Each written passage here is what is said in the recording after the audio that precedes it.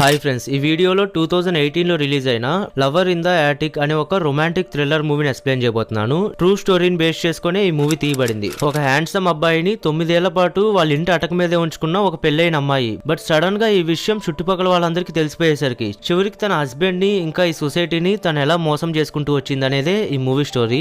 Movie 1913 year లో run అవుతూ ఉండిద్ది. డాలీ అనే ఈ అందమైన అమ్మాయి కేవలం రిచ్ లైఫ్ ని లీడ్ చేయాలనే ఉద్దేశంతో బాగా డబ్బున్న ఒక బిజినెస్ మ్యాన్ చూసుకుని పెళ్లి చేసుకునిద్ది. తన హస్బెండ్ పేరు ఫ్రెడ్. అతనికి ఒక క్లాతింగ్ ఫ్యాక్టరీ కూడా ఉండిద్ది. కేవలం ఫ్రెడ్ ని పెళ్లి చేసుకోవడం వల్లే డాలీకి సొసైటీలో డబ్బు, హోదా అన్ని దొరుకుతాయి గానీ బట్ తను హ్యాపీగా అయితే ఉండలేకపోతుంది. ఎందుకంటే డబ్బున్న వ్యక్తిని అయితే చేసుకోగలిగింది గానీ బట్ వీళ్ళ మధ్య ఫిజికల్ రిలేషన్షిప్ అంతేం ఉండదు. పైగా డాలీకి యాక్ట్రెస్ అవ్వాలని కోరిక, కానీ తన హస్బెండ్ దానికి కూడా సపోర్ట్ చేయకుండా ఎప్పుడూ తినని చిన్న చూపు చూస్తూ ఉంటాడు. అందుకని తన ఇంట్లోనే మోడల్ డ్రెస్సెస్ అవి కుడుతూ అవి ఎలా ఉన్నాయని తన హస్బెండ్ అడిగితే కానీ ఫ్రెడ్ తను ఇగ్నోర్ చేసేసి ఆఫీస్కి వెళ్ళిపోతాడు. ఇక నెక్స్ట్ సీన్ లో డాలీ తన హస్బెండ్ ఫ్యాక్టరీలో ఉండిద్ది. అది కూడా క్లాతింగ్ ఫ్యాక్టరీయే కాబట్టి తను తయారు చేసిన డిజైన్స్ ని అక్కడ వర్కర్స్ కి చూపిస్తూ ఉన్న సమయంలో సరిగ్గా అప్పుడే ఓటో అనే ఒక రిపేర్ మ్యాన్ అక్కడికి వచ్చి అక్కడ పాడైపోయిన మిషన్ ని రిపేర్ చేస్తూ ఉంటాడు.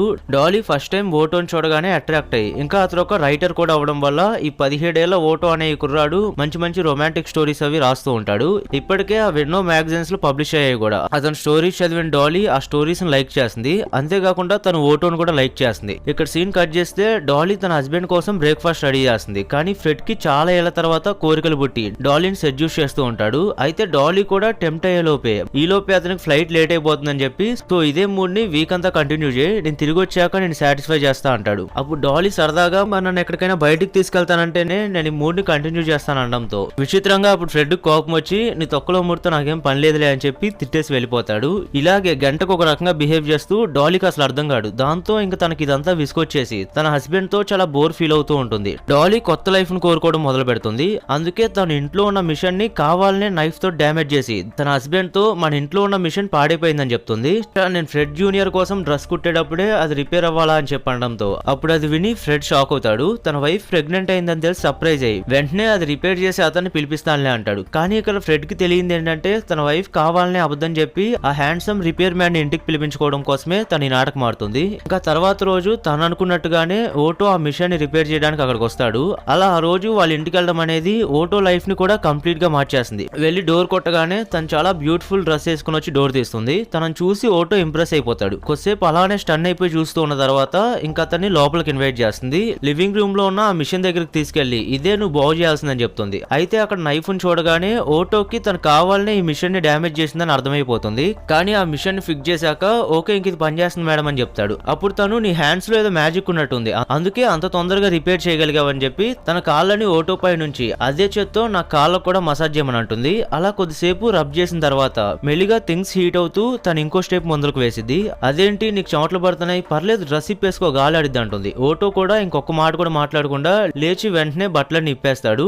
డాలీ అలాగే కూర్చొని అదంతా చూస్తూ ఉంటుంది. తనే ముందు అడ్వాంటేజ్ తీసుకునిద్దేమో అని వెయిట్ చేస్తూ ఉంటే కానీ తను ఎంతసేపు అయినా అలానే చూస్తూ ఉండడంతో ఓటోకి నిజంగా టెన్షన్ అయిపోయి ఇప్పుడు ఏం చేయాలో అర్థం కాదు. మీరు కూడా డ్రెస్ రిమూవ్ చేయొచ్చుగా అని అడిగితే అప్పుడు Dolly better luck next time అని చెప్పి లేచి వెళ్ళిపోతుంది. అలాగే తను వెళ్తూ మంచి సెడక్టివ్ వాయిస్ లో ఈ మిషన్ డైలీ ఇలాగే పాడవుతుంది, నువ్వే వచ్చి ఎవరికి తెలియకుండా దీన్ని రిపేర్ చేసి వెళ్ళాలంటుంది. ఇక నెక్స్ట్ డే కూడా తను చెప్పిన ప్రకారమే ఆ ఇంటికి బయలుదేరతాడు. అతని మైండ్ వాయిస్ లో నేను నిన్నటి నుంచి ఏం తినలేదు తాగలేదు కానీ స్నానం మాత్రం 2 times చేశానంటూ. ఎవరికి తెలుసు నేను ఈ రోజు ఆడబోయే పిచ్ కొంచెం డట్టీగా ఉండొచ్చేమో, సో అందుకే మనం క్లీన్ గా వెళ్ళాలనుకుంటాడు. చాలా ఎక్సైటెడ్ గా వెళ్లి డోర్ కొట్టగానే అప్పుడు డాలీ బ్యాక్ సైడ్ ఉన్న డోర్ ఓపెన్ చేస్తుంది. చూడడానికి చాలా పద్ధతైన డ్రెస్ వేసుకుని కనబడుతుంది. ఇంకా టైం వేస్ట్ చేయకుండా వెళ్లి అతని మీద కూర్చొని చాలా ప్యాషనేట్ గా ఇద్దరు లవ్ చేసుకోవడం మొదలు పెడతారు. అలా వాళ్ళ ఫస్ట్ ఇంటరాక్షన్ ముగిసిన తర్వాత ఇంకోటో ప్రతిరోజు వాళ్ళ ఇంటికి వెళ్ళడం స్టార్ట్ చేస్తాడు. అలా డైలీ సేమ్ మిషన్ ని రిపేర్ చేస్తూ ఫస్ట్ టైం అతని ప్రొఫెషన్ లో ఉన్నందుకు చాలా హ్యాపీ ఫీల్ అవుతాడు. తన హస్బెండ్ కూడా రోజు వర్క్ వెళ్ళిపోతూ ఉండడం వల్ల అతనికి ఈ విషయాలు ఏం తెలియవు. ఇటువైపు వీళ్ళ మధ్య ప్రేమ పెరిగిపోతూ చివరికి ఎప్పుడైనా ఒక రోజు కలవడం కుదరకపోయినా గానీ చాలా డిప్రెషన్ లోకి వెళ్ళిపోతారు.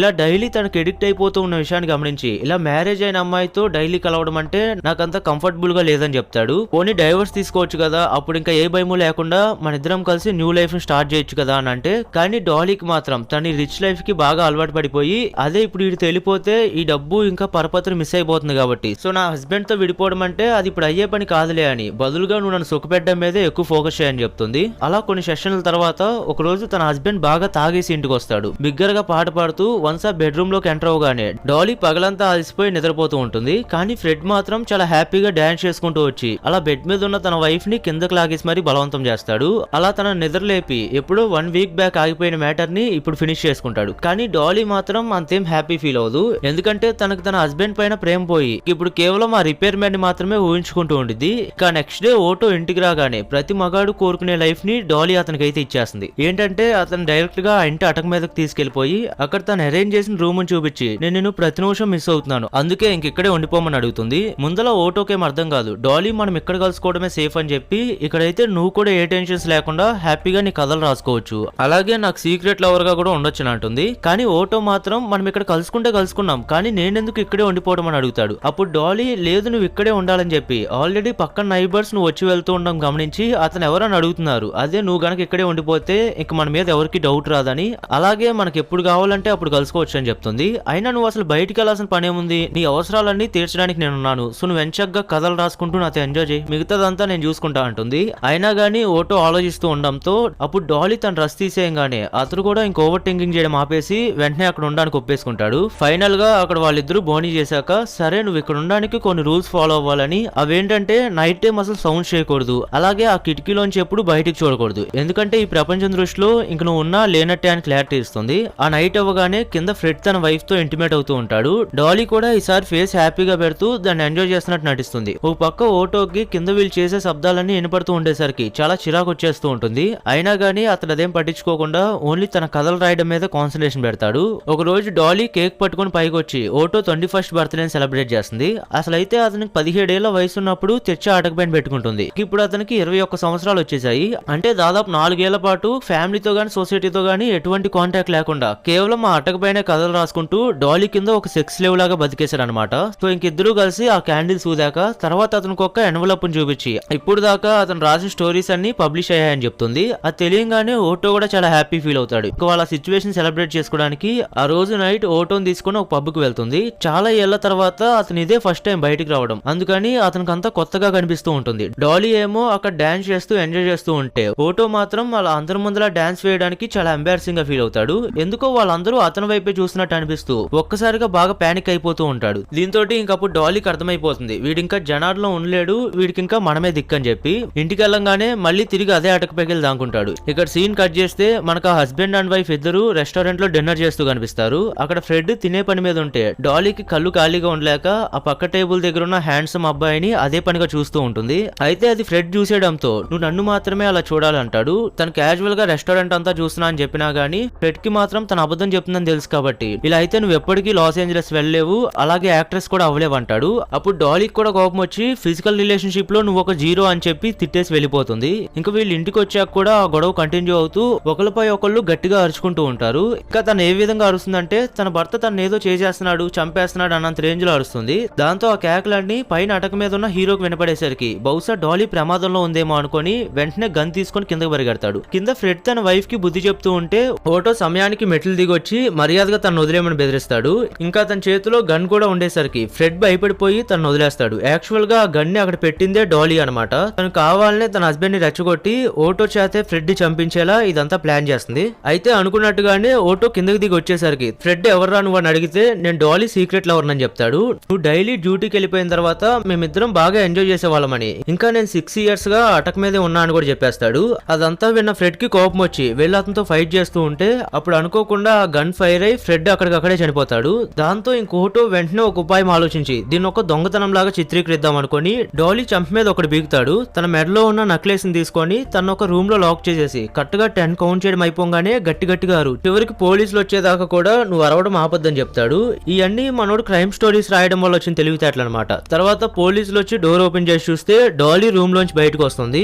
ఇలా ఒక దొంగ నా గొలుసు లాక్కెళ్ళిపోయాడని, చివరికి అడ్డొచ్చిన నా హస్బెండ్ ని కూడా కాల్చి చంపేశాడని చెప్పడంతో అప్పుడు పోలీసులు అక్కడంతా ఇన్వెస్టిగేషన్ చేశాక వాళ్ళకి డాలీ పైనే కొంచెం అనుమానంగా ఉంటుంది. బట్ తనకి అగేన్స్ట్ గా సాక్ష్యాలు ఏం దొరకపోయేసరికి ఇంకా సైలెంట్ గా అక్కడ నుంచి వెళ్ళిపోతారు. అది గమనించిన డాలీ ఇంకా ఫ్యూచర్ లో కూడా తనకి ఎటువంటి ప్రాబ్లం రాకూడదని చెప్పి తన హస్బెండ్ ఫ్రెండ్ అయిన ఒక లాయర్ ని సెట్ చేసుకొని ఆ లాయర్ కి కూడా సేమ్ స్టోరీ చెప్పి మీరే నన్ను ఎలాగైనా ఈ కేసు నుండి కాపాడాలని అడుగుతుంది.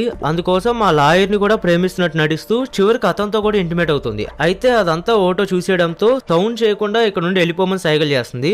దాంతో ఇంక ఓటో కూడా అలానే వెళ్ళిపోయిన తర్వాత ఇదివరకు తన హస్బెండ్ ని కాల్చి చంపిన గన్ తీసుకొని వచ్చి ఇది నేను నా సేఫ్టీ కోసం తెచ్చుకున్నాను, బట్ ఇప్పుడు నా సేఫ్టీ చూసుకోవడానికి నువ్వు ఉన్నావుగా, సో ఇంకా నాకు దీంతో పని లేదులే అని చెప్తుంది. దీన్ని ఎక్కడైనా అమ్మేసుకోమని ఇస్తుంది. ఇక నెక్స్ట్ డే నుంచే తన హస్బెండ్ డాస్ ని ఎంజాయ్ చేయడం మొదలు పెడుతూ తన పప్పిని అదే ఓటోని తీసుకొని డైరెక్ట్ గా లాస్ ఏంజలస్ షిఫ్ట్ అయిపోతుంది. యాక్ట్రెస్ అవ్వాలనుకున్న తన డ్రీమ్ ని అచీవ్ చేసుకోవడానికి హాలీవుడ్ లోకి అడుగు పెడుతుంది. అయితే తను చేసిన తప్పులు మాత్రం తను వెంబడిస్తూ ఉంటాయి. ఎందుకంటే ఆ లాయర్ వీళ్ళ ఇంటికి వెళ్ళినప్పుడు బయట హౌస్ ఫర్ సేల్ అని బోర్డు కనిపించేసరికి దాంతో ఇంకా డాలీ అతను యూజ్ చేసుకుందని అర్థమై కోపం వచ్చి తను ఇచ్చిన గన్ తీసుకుని వెళ్లి పోలీసులకు అప్పచెప్పేస్తాడు. ఇది నాకు డాలీ అమ్మేసుకోమని ఇచ్చిందని, కానీ నాకెందుకో తనే ఈ గన్ తో ఫ్రెడ్ ని చంపేసిందేమోనని అనుమానంగా ఉందని అంటాడు. ఇటువైపు డాలీ ఫేమస్ డైరెక్టర్లతో పరిచయం పెంచుకొని వాళ్ళు ఇచ్చే పార్టీలో కూడా అటెండ్ అవుతూ ఉంటుంది. తను ఓటోను కూడా అక్కడ తీసుకెళ్ళినా గానీ బట్ అతను అక్కడ డ్రింక్స్ సర్వ్ చేయడానికి పెట్టేసరికి ఓటోకి బాగా కోపం వస్తూ ఉంటుంది. అతనికి ఇంకా కోపం తెప్పించే విషయం ఏంటంటే డాలీ అతని కళ్ళ ముందులే ఒక ఫేమస్ డైరెక్టర్ కి ప్రపోజ్ చేసి ఆయనతో బాగా క్లోజ్ గా మూవ్ అవుతూ ఉంటుంది. ఇంకా ఆయన ఒక లాయర్ కూడా అవడం వల్ల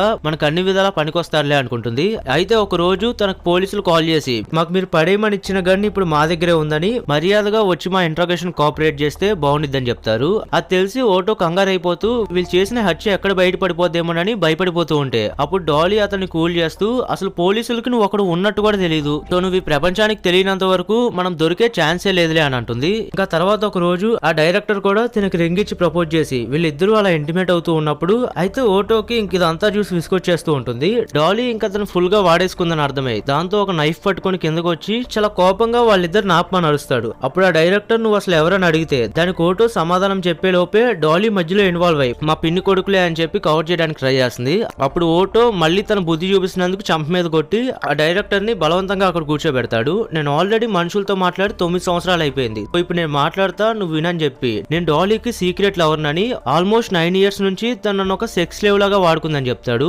ఇప్పుడు నిన్ను కూడా అలానే యూజ్ చేసుకోబోతుంది అంతేగాని తనకు మన ఇద్దరి మీద లవ్ లేదని క్లారిటీ ఇస్తాడు. ఇంకా పాపం తన హస్బెండ్ చావుకు కూడా మేమిద్దరమే కారణం అని చెప్పేయడంతో దాంతో ఇంకా డైరెక్టర్ ఆ మాటలు విని అతను డాలీకి పెట్టిన రింగ్ తీసేసి నువ్వు నన్ను మ్యారేజ్ చేసుకోవాల్సిన అవసరం ఏం లేదులే అని చెప్పి వెళ్ళిపోతాడు. అతను వెళ్ళిపోయిన తర్వాత డాలీ అసలు ఇదంతా ఎందుకు చేసావని అడిగితే అప్పుడు ఓటో నువ్వు చేసేది నేను చూడలేకపోతున్నా అంటాడు. ఇటువైపు ఆ డైరెక్టర్ పోలీసులకు జరిగిందంతా చెప్పేయడంతో దాంతో పోలీసులు వెంటనే వచ్చి వీళ్ళిద్దరిని అరెస్ట్ చేసి తీసుకెళ్తారు. ఇక్కడ సీన్ కట్ చేస్తే ఆ డైరెక్టర్ డాలీని విజిట్ చేయడానికి జైలుకి వెళ్తాడు. అప్పుడు కూడా డాలీ నువ్వు అంటే నాకు ఇష్టమని నాటకం ఆడుతూ నేను జైలు నుండి బయటకు రాగానే మనం మ్యారేజ్ చేసుకుందామని అడుగుతుంది. కానీ ఆ డైరెక్టర్ మాత్రం నేను రెండోసారి కూడా ఫూల్ అవ్వలేనులే అని చెప్తాడు. అయినా నీ హస్బెండ్ ఎవరు చంపారు నిజం చెప్పని అడిగితే అప్పుడు డాలీ నిజంగా నా హస్బెండ్ ని ఓటోనే చంపాడు అంటుంది. ఒకవేళ నువ్వు అతన్ని కుక్క పిల్ల యూజ్ చేసుకొని నీ హస్బెండ్ ని చంపేలా చేసుంటావని వాళ్ళు రేపు కోర్టులో వాదించచ్చు అంటాడు. నెక్స్ట్ సీన్ లో వాళ్ళిద్దరికి హ్యాండ్ కప్స్ వేసి కోర్టుకు తీసుకెళ్తారు. ఫ్రెడ్ ని నిజంగా హత్య చేసింది ఎవరనే దాని మీద కోర్టులో ట్రయల్స్ నడుస్తూ ఉంటాయి. అప్పుడు ఆ డైరెక్టర్ మళ్ళీ అంత అందమైన అమ్మాయి జైలుకి వెళ్ళడం ఇష్టం లేక డాలీ గురించి అంత పాజిటివ్ గానే చెప్తాడు. ఇంకా అప్పుడు ఎలాగో గన్ ఫైర్ అయింది కూడా ఓటో వల్లే కాబట్టి అతడే ఫ్రెడ్ ని హత్య చేసినట్టుగా నిరూపించడంతో కోర్టు ఫైనల్ గా ఓటోకు శిక్ష విధిస్తుంది. కానీ అతని పాపం 9 ఏళ్ల పాటు వాళ్ళ అటక మీద ఒక సెక్స్ స్లేవ్ లాగా ఉంచుకొని అతని లైఫ్ ని నాశనం చేసిన డాలీని మాత్రం కోర్టు జస్ట్ మందలించి వదిలేస్తుంది. అయితే కొన్ని రోజులకి ఈ కేసు బాగా సెన్సేషన్ అవడంతో ఓటో మర్డర్ చేసినట్టు ప్రూఫ్స్ ఉన్నా కూడా పబ్లిక్ సపోర్ట్ మొత్తం ఓటో వైపే ఉంటుంది. ఎందుకంటే డాలీ అతన్ని బాగా వాడుకొని తెలివిగా అతని చేత ఈ మర్డర్ చేయించిందని పబ్లిక్ అంతా నమ్మడం వల్ల ఫైనల్ గా ఇంక అతన్ని కూడా కొన్నాళ్ళ తర్వాత రిలీజ్ చేస్తారు. కానీ అతను రిలీజ్ అయ్యి బయటకు వచ్చాక ఇంకెప్పుడు డాలీకి ఎదురవ్వకూడదని పూర్తిగా వేరే కంట్రీకి వెళ్ళిపోయి అక్కడ మళ్ళీ ఓటో న్యూ లైఫ్ ని స్టార్ట్ చేసుకుంటాడు. ఇటువైపు డాలీ ఏమో కొంచెం బ్రేక్ తీసుకొని 1931 లో తన మీద ఉన్న కేసులన్నీ ఎత్తేసాక ఇంకా అదే లాస్ ఏంజలస్ లో ఇంకో 25 సంవత్సరాలు బతికి చివరికి 1961లో తనైతే కన్ను మూసిద్ది. ఇక్కడతో వీళ్ళ స్టోరీ ఎండ్ అవుతుంది. సో ఈ వీడియో కింద ఫ్రెండ్స్ ఈ మూవీ మీకు ఎలా అనిపించిందో కింద కామెంట్ చేయండి. అదే ఒకవేళ అక్కడ జెండర్స్ కనుక రివర్స్ అయ్యి ఒక అబ్బాయి ఇలా ఇన్ని సంవత్సరాల పాటు ఒక మైనర్ అమ్మాయిని సెక్స్ స్లేవ్ లాగా వాడుకుని ఉంటే అప్పుడు కూడా కోర్టు అతన్ని జస్ట్ మందలించి వదిలేసేది అంటారా? దీని గురించి మీరేమనుకుంటున్నారో కింద కామెంట్ చేయండి. ఇంకో ఇంట్రెస్టింగ్ మూవీ స్టోరీతో మళ్ళీ నెక్స్ట్ వీడియోలో కలుసుకుందాం.